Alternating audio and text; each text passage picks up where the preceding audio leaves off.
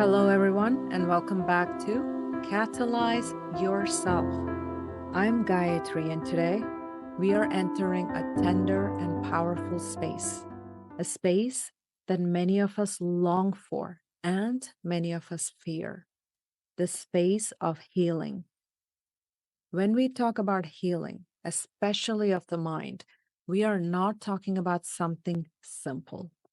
We are talking about something that is deeply human. It is a journey we take to understand and respect who we are and everything that has shaped who we have become. So let's begin here. Let's ask, why do we even need to heal? Because something hurt us, because something confused us, broke our trust, silenced our voice, or made us believe something about our own selves that were never actually true. Because something happened to us and we kept living with it. And we don't all name it the same way. We don't all receive the hurt in the same way. But we all feel it when it happens in the quiet space between how we are living and how we want to live. And here's the truth we often forget. Healing is not about fixing something broken. It is about meeting what hurt us with enough presence and awareness to soften its grip on our life and to eventually let go of our life. A wound of the mind is anything that has created a story about who we are without our consent. It could sound like, I'm too much. I have to earn love. I can't trust anyone. I have to be strong or I will be abandoned. If I make a mistake, I will lose everything. Sometimes that wound is loud, but often and most times than not, it is quiet. It hides inside our habits, our reactions, and the roles we take on. It hides inside the smile we wear, even when we are exhausted, inside our over functioning, inside those moments when we say, I'm fine, when something inside of us is unraveling. And the source of that wound is different for all of us. What shaped you may not even register for someone else. And what shaped someone else might never have affected you. Healing is not comparative. It is personal. It is unique to you. We are not here to rank our pain. We are here to return to our peace of mind. And let's also note this. Sometimes it's not just the wound that makes it hard. It is the judgment around it. Judgment from others, judgment from our own selves. It could be where someone said, you're still holding on to that? Or maybe it's that voice inside of you that is asking you, you should be past this by now. And that judgment, that weight, it makes healing harder than it needs to be. And we begin to feel like our pain is an inconvenience, even to our own selves. Someone I recently coached shared with me that people were constantly telling him he needed healing. But instead of feeling supported, he was feeling overwhelmed, like the pressure to heal had become a form of shame. He was now so focused on this shame of judgment that it was overriding his focus on his own healing. And this is the type of moment that we all have to ask ourselves to pause and then wonder, if we are someone's support, why would we place judgment on them in their time of healing? And if we are the ones trying to heal, why are we allowing others to impact our healing What are we really even trying to do here? Because becoming healed should not feel like a punishment. Healing should not feel like a spotlight that is exposing us. Our healing should be our unique, compassionate journey to accepting, understanding, learning, and forgiving, and loving ourselves for every step of our lives. And that's what we will explore in our episode today. How healing becomes possible, not through forcing change, but through creating space, not by analyzing everything, but by letting all parts of our mind come into a dialogue, our thoughts, our feelings, and our deeper awareness. So let's talk about healing as a living, unique journey that we take in our mind, which is made possible through our awareness, through our presence, through our grace. When we speak of mind healing, it's easy to think only in terms of thoughts, to imagine that if we could just think differently, more positively, more logically, more often, we'll be healed. But our mind, as we know, is not just a container for thoughts. It's a dynamic system, ones that hold how we think, how we feel, and how we make meaning from our lived experiences. And when something hurts us, when we are wounded in a way that affects our sense of self, that hurt doesn't just stay in our memory.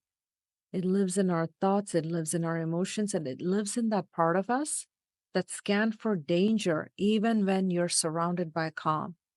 It lives in the reactions that we can't always explain, the moments that feel bigger than the moment itself. It now lives in our conscious, our subconscious, and our unconscious. This is why healing the mind is about integrating ourselves. It is about bringing back into conversation the parts of us that got split or silenced. And let's start with cognition. Let's start with our thinking self, the part that narrates, plans, questions, rationalizes. When something painful happens, cognition immediately tries to make sense of it. Sometimes it does this by blaming something. It could be our own selves or it could be others. Sometimes it deflects. Sometimes it creates a survival story where we don't even realize we are living it. I'll never let this happen again. I have to be the strong one. I just need to keep moving. And if you've been with us throughout the season, you know this. Cognition is not operating alone. Our emotions are just as strongly present, and our emotions carry the feelings of what happened. Even when we've forgotten the details, they carry the grief, the fear, the anger, the confusion, the pain. And when those feelings don't feel safe enough to express, and no one was there to witness them, or when we judged ourselves for even having them, they're not disappearing. They settle into you, they embed. And from there, they begin to speak in other ways, through anxiety, through avoidance, through over control, through emotional withdrawal, through perfectionism, or exhaustion that has no physical source. And then there's our consciousness, our intuition, the integrator. This is our deeper awareness, not just what we know, but how we know, and not just what we feel, but what we understand from all that feelings. Consciousness includes our conscious, our subconscious, and our unconscious. It's the part of us that can see a pattern before the thought, the part that gently asks, where did this come from? And then can find the answer within its layers, and then asks, do I want to carry it forward? In many ways, healing happens when these three parts of our mind, or dimensions of our mind, cognition, emotion, and consciousness, come back into a healthy relationship. When our thinking begins to acknowledge our feelings, when our emotions feel safe enough to rise and then soften when our deeper awareness begins to guide us, not into answers necessarily, but the journey to it and into integration because of it. And the most profound part of all of this is that we don't have to force it. We just have to create the space for it. Because healing is not about an intellectual exercise. It is not a feeling we wait to arrive. It's the slow return of all parts of ourselves into a respectful dialogue where we don't force resolution. We allow recognition.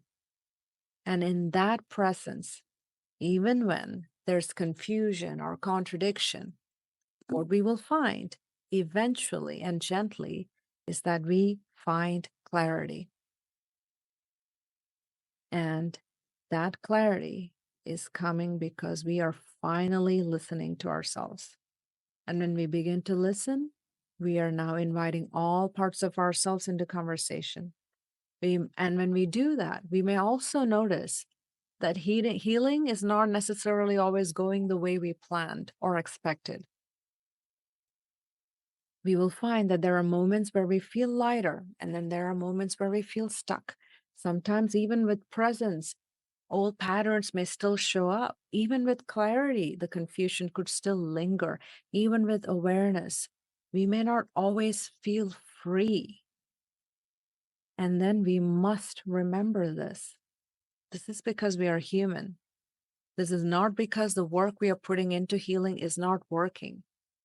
It is because there are very real pressures. Some of it, of course, it's internal. Some of it is external, that is quietly interfering with our ability to soften and unfold within the healing. And when we are not present, and when we are not listening, and when we are not truly in our awareness, we won't recognize it, we won't name it, and we begin to question ourselves instead. So let's talk about some of these places where healing could get stuck, so we can recognize them and meet them with understanding. Healing can get stuck not because we are doing it wrong, but because we are often working against forces that the healing itself didn't create. It's not just the wound we are working with, it's our environment. Who are you surrounding yourself with? It's the conditions around the wound that sometimes keep it from mending. Let's name a few of those conditions. First is pressure of awareness. Many of us, especially those of us on growth journeys, if we are very much interested in healing our mind, we could start to feel like we're supposed to see everything, especially if we've been on this journey for a few years. Every pattern, every trigger, every emotional residue. And in the beginning, that awareness can feel like enlightenment, illumination, wisdom flowing into us. But over time, it can start to feel like weight. We start to notice everything, every reaction, every moment we fall short, every place we still have work to do. And instead of feeling empowered, there's a very huge possibility we could start feeling overwhelmed. The same awareness that was supposed to liberate us can start to exhaust us if we are not aware and if we are not giving ourselves grace, if we don't recognize that our nervous system, our entire being, has a process of learning and relearning things. So instead, we could talk to us like, I know better. Why am I still like this?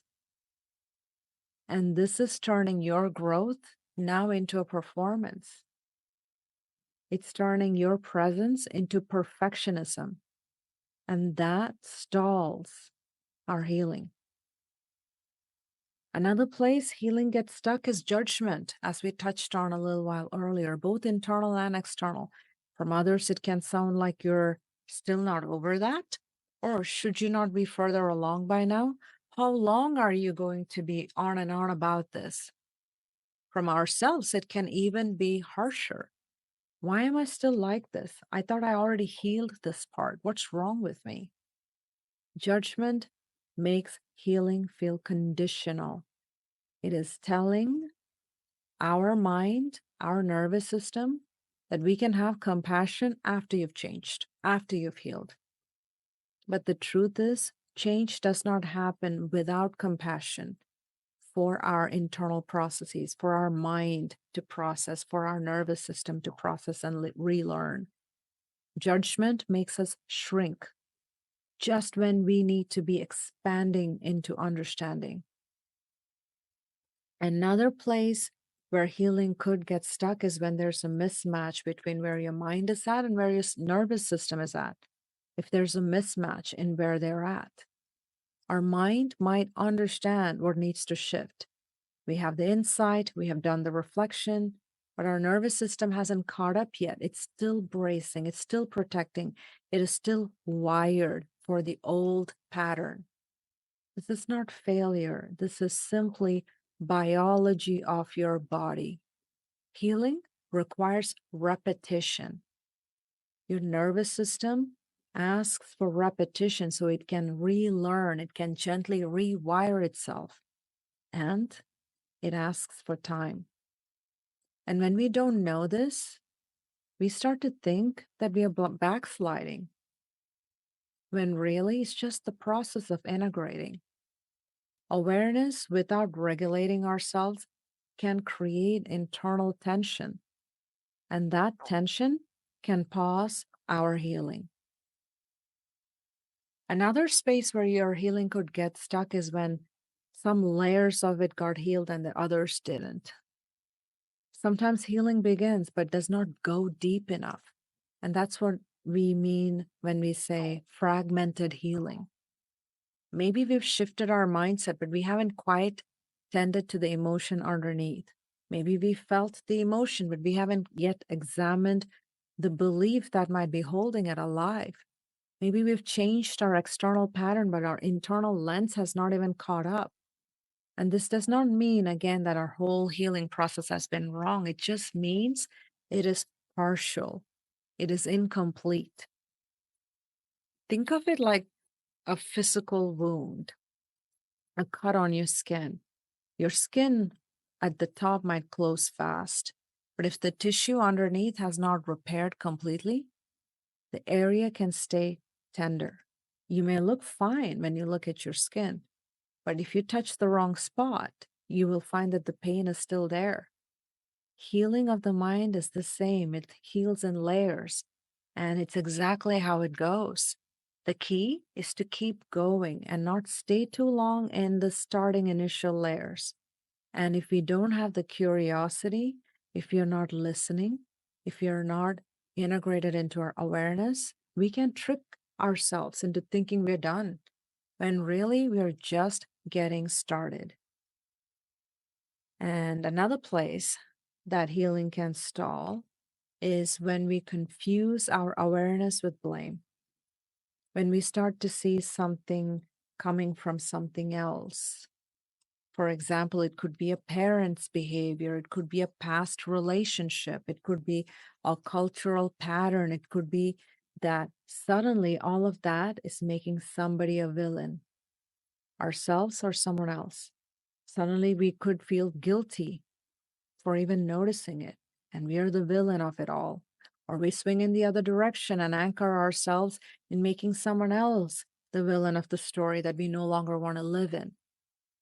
Healing is not about blaming, and it is absolutely not about excusing. It is about understanding with boundaries. Awareness becomes so powerful when it leads to choice, and blame does not give you healing, it just keeps you stuck. Healing truly begins the moment we choose to not stay in suffering, but in respectful relationship with the experience of it all. It begins when we stop trying to be unaffected and instead we are willing to be present with what hurt, with what lingered, and with what we never fully had the space to process. It begins with the acceptance of what occurred and what it created in us. The patterns we carry, the protections we build, the belief system we inherited. And acceptance does not mean endorsement.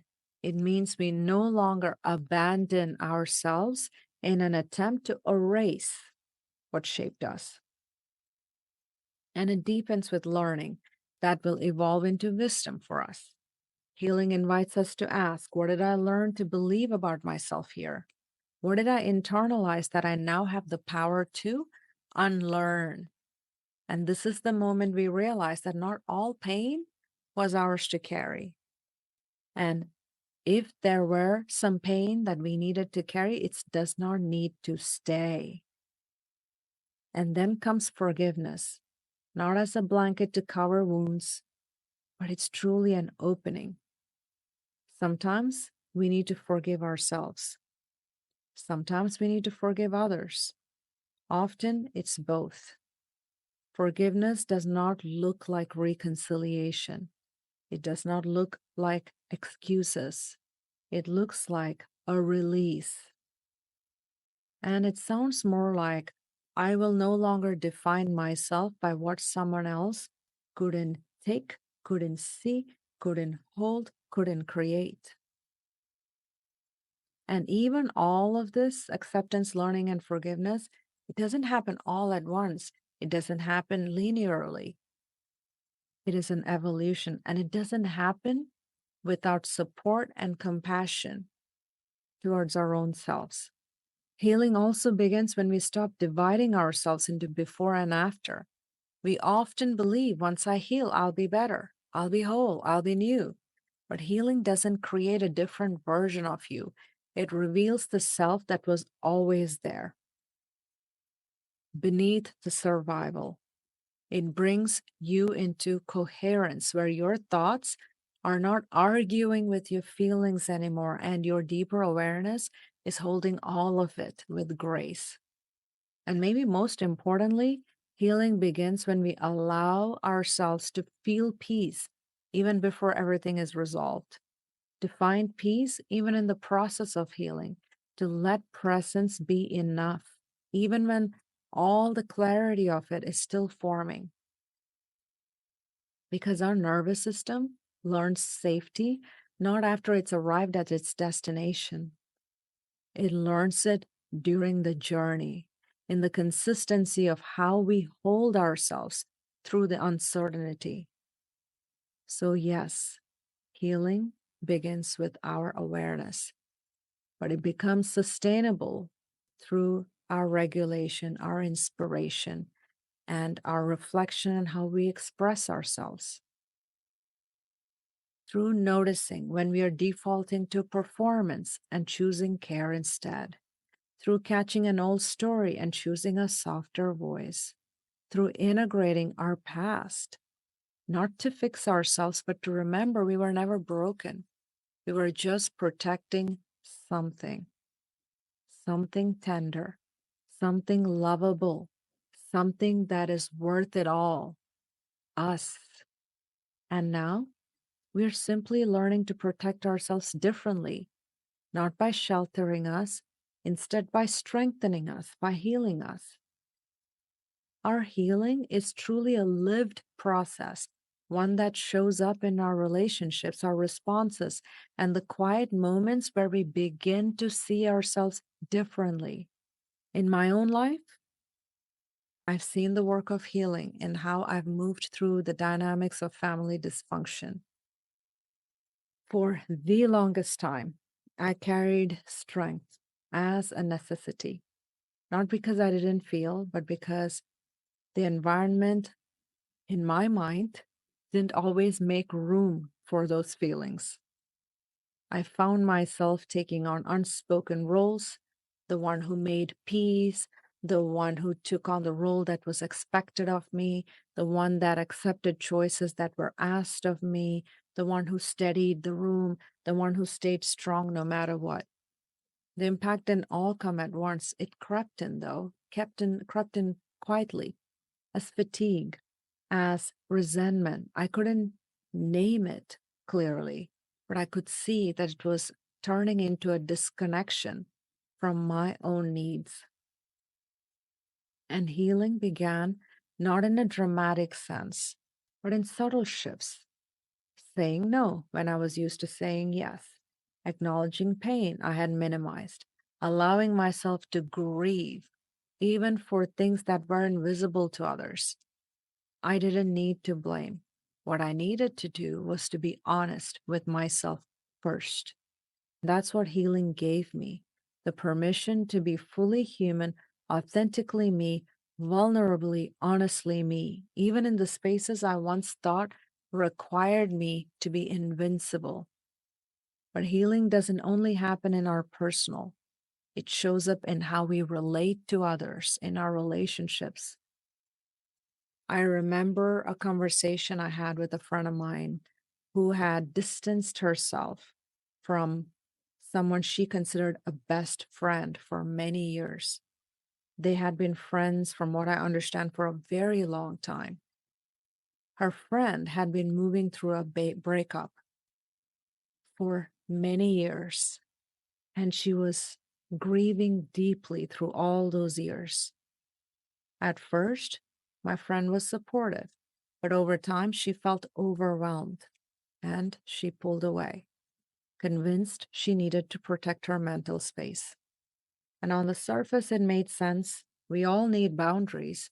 And as she shared, I just gently asked, is it possible the way you protected yourself might have unintentionally added to her pain? It wasn't a confrontation or blame, it was an invitation. It was about considering another way healing can happen. And to her credit, she sat with it. Over time, she realized something she hadn't seen before. Maybe it was not about needing space or distance. Maybe it was about not knowing how to sit with someone else's unprocessed pain in their timeline. Maybe she had shut the door not out of discomfort, but because she didn't know how to slow down and help her friend recognize and herself recognize that her friend's processing time for pain should not, cannot, must not, may not be the same as hers. And maybe if she had slowed down, she could have created a space that honored both her well being and her friend's well being. And this realization helped her process the falling apart of that relationship. It didn't undo what had happened, but it offered her a new way of seeing what occurred and gave her a more compassionate lens for her friend and for herself. And in that, a different kind of healing began for her. Because that's what this journey is all about. It's not about fixing everything and putting a bow on it. It is simply a reckoning. It is simply getting deeper clarity, the kind that allows us to move forward with more presence and a lot less projection. So, as we come to a close, let's take a breath together. And in that breath, let us release any idea that healing needs to look like a destination, that we have to arrive somewhere polished and complete or perfectly processed to be worthy of peace. The truth is, healing lives in the ordinary. It lives in the moment we soften our self talk just a little, the moment we let ourselves name the feeling instead of defending it or minimizing it or declining it. The moment we don't explain ourselves away and just allow presence to speak. It lives in that pause before we judge ourselves or others, in the breath before we withdraw ourselves from something that could turn out to be wonderful, in the quiet when you simply tell yourself, honestly, I am still figuring this out. That is healing. It's not always visible, And it should not be a comparison, and it certainly must not be a competition. Sometimes it's messy, sometimes it's slow. But if we stay in conversation with ourselves, if we allow our thoughts, our emotions, and our deeper awareness to come into respectful, cooperative, collaborative relationship, healing begins. It grows, it integrates, and eventually it steadies us. So, if this episode met you in a very tender place today, I want to say this very clearly. You are not behind. You are not broken. You are not failing. You are simply healing in your unique way, in your unique time, and in your unique truth. And next week, we will continue this conversation by stepping into our next episode, episode 19, You and the Bigger Picture. We will talk about how our individual growth fits with the environment that we surround ourselves with, and how our presence contributes not just to our own clarity, but to the way we shape and influence the world around us. Thank you for sharing the space with me today. I am Gayatri, and I am so grateful for your presence. Until next time, keep breathing gently, keep meeting yourself with grace, and keep walking forward, one layer, one truth, one healing moment at a time.